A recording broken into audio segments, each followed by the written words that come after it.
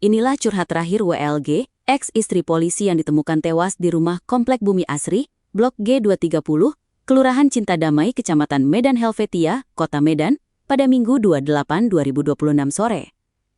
Adapun kematian WLG, ex-istri polisi yang tewas disebut-sebut mengakhiri hidup, menyisakan banyak kejanggalan mulai dari banyaknya bekas luka hingga curhatan korban.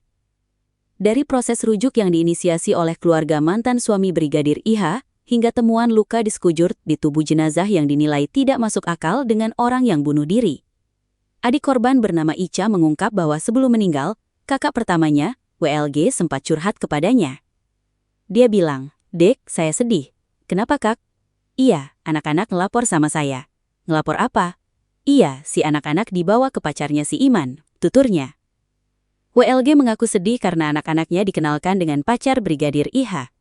Anak-anak bilang, "Mami, abang dibawa kenalan sama cewek papi," ujar Ica menirukan ucapan keponakannya. Selain itu, WLG juga mengeluhkan masalah soal keuangan yang diberikan oleh Brigadir IH. Terus kakak cerita, "Aku juga sedih. Aku cuma dikasih uang 10.000, sedangkan aku disuruh untuk jemput anak-anak. Gak ada bensin, gak ada apa," kenangnya. WLG sudah mencoba meminta uang kepada Brigadir IH, tetapi disuruh meminta kepada mertuanya. Kata kakak, "Ya nggak bisalah saya minta, itu kan mertua. Maunya dari kamu kalau meminta," tambah Ica. Ica juga mengungkapkan bahwa sebelum rujuk, WLG sering bercerita tentang kekerasan yang dialaminya. Namun, Ica mengaku tidak tahu banyak tentang proses perceraian karena keluarga tidak dikonfirmasi saat itu. Ica dengar kabar kematian kakaknya. Di sisi lain, Ica juga mengungkap dirinya menerima kabar kematian kakaknya pada Minggu 28/2026 sore, pukul 14.58 WIB, melalui telepon sambung 3 yang melibatkan Brigadir IH dan ayahnya. Yang disampaikan, "Dek, kamu tenang." "Tenang kenapa, Bang?" "Kamu berpikir jernih. Kita selamatkan anak-anak dua-dua," katanya. "Iya, Bang, kita harus selamatkan anak-anak." "Ada apa yang terjadi?" "Iya, kakakmu sudah tidak ada lagi. Sudah diambilnya pistol, itulah yang terjadi. Dia udah pergi meninggalkan kita selamanya," kenangnya. Sedangkan posisi Ica saat itu berada di Nias dan penerbangan terakhir tutup siang, ia pun baru bisa terbang ke Medan keesokan paginya. Kondisi jenazah WLG. Ketika melihat jenazah kakaknya di Rumah Sakit Bhayangkara Medan, Ica menemukan sejumlah hal yang membuatnya menaruh kecurigaan. Ada satu luka di kepala dijahit. Kami tanya kemarin sama polisinya, ini apa yang dijahit? "Ini kan kayaknya bukan bagian otopsi." Nah, jawaban polisinya, "Ini kemarin ada yang disuntikan." "Kalau disuntikan, kenapa lukanya besar dan harus dijahit? Suntikan apa? Obat apa yang dimasukkan ke dalam?" Selanjutnya, Ica langsung melihat kondisi wajah kakaknya. "Yang saya lihat, matanya sudah memar," katanya.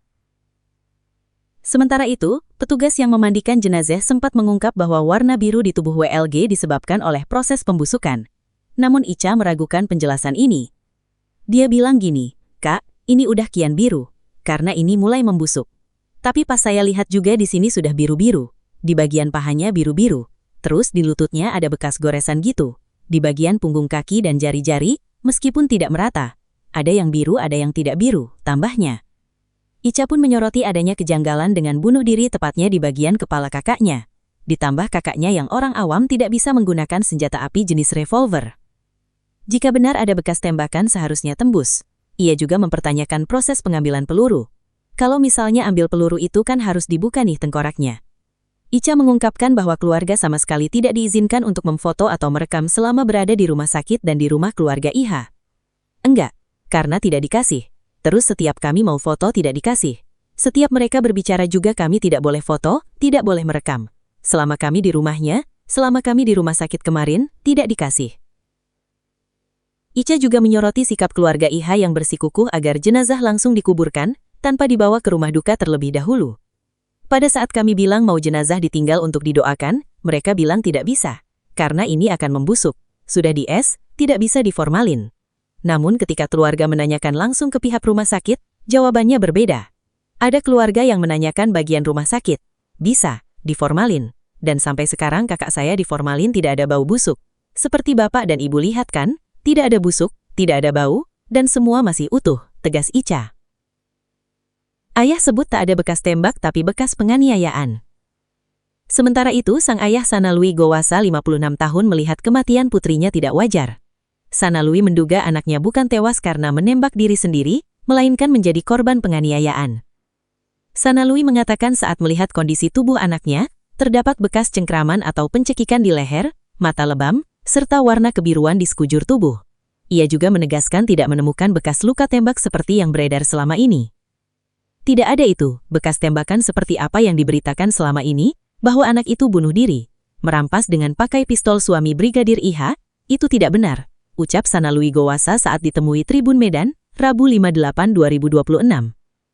Sanalui mengaku sempat menanyakan hasil otopsi yang dilakukan pihak Rumah Sakit Bhayangkara Medan.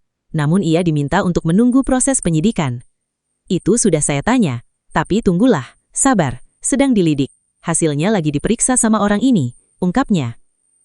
Ia juga menjelaskan bahwa secara hukum, aturan organisasi Polri maupun pemerintahan, WLG dan Bribka IH belum resmi cerai. Enggak ada cerai, sampai sekarang ini enggak ada cerai. Cuman pisah ranjang, lanjutnya. Sanalui mengaku awalnya tidak mengetahui putri pertamanya itu telah berada di Medan. Berdasarkan informasi dari anak keduanya, korban kembali ke Medan karena dijemput langsung oleh ibu mertuanya ke rumah yang berlokasi di Komplek Bumi Asri, Blok G 230, Kecamatan Medan Helvetia, Kota Medan. Anak saya ini pulang dijemput sama ibu mertuanya. Itulah yang saya dengar sama anak-anak. Dijemput dari sana dan dibawa di sini untuk disatukan kembali untuk rujuk. Bukan anakku yang datang sendiri untuk minta rujuk, orang tuanya yang jemput. Sanalui pertama kali mendapatkan kabar duka dari anak keduanya pada Minggu 28/2026 sore. Pak, kakak telah meninggalkan kita, ucap ayah korban menirukan ucapan anak keduanya. Saat itu, adik korban sempat mengira WLG meninggal dunia setelah menjalani perawatan selama kurang lebih 6 hari di RS Bhayangkara Medan. Meninggal selama ini dia berobat di RS Bhayangkara, sakit jantung. Udah diopnam selama kurang lebih 6 hari di sana. Sekarang kakak udah meninggal. Kakak udah kurang lebih 2 bulan di Medan, tinggal di rumah sama si IH, ungkap ayah korban menirukan perkataan anaknya. Mendapat informasi tersebut, Sanalui bersama keluarga langsung menuju RS Bhayangkara Medan. Namun keterangan mengenai sakit jantung itu dibantah oleh petugas rumah sakit. Pak, kalau yang sakit jantung, pasien yang sakit jantung dan opnam di sini tidak ada. Tidak ada pasien yang sakit jantung di opnam di sini meninggal di sini. Tidak ada, Pak. Ujar Sanalui menirukan ucapan salah satu petugas rumah sakit Bhayangkara Medan. Ketika ia menanyakan nama WLG, petugas mengarahkan bahwa korban bukan meninggal karena sakit, melainkan tewas tertembak. Petugas rumah sakit juga menyampaikan bahwa jenazah korban dibawa oleh personel Polsek Medan Helvetia sekitar pukul 18.00 WIB. Saat hendak melihat kondisi tubuh anaknya, Sanalui sempat dilarang keras oleh petugas dan diwajibkan meminta izin terlebih dahulu dari Polsek Medan Helvetia.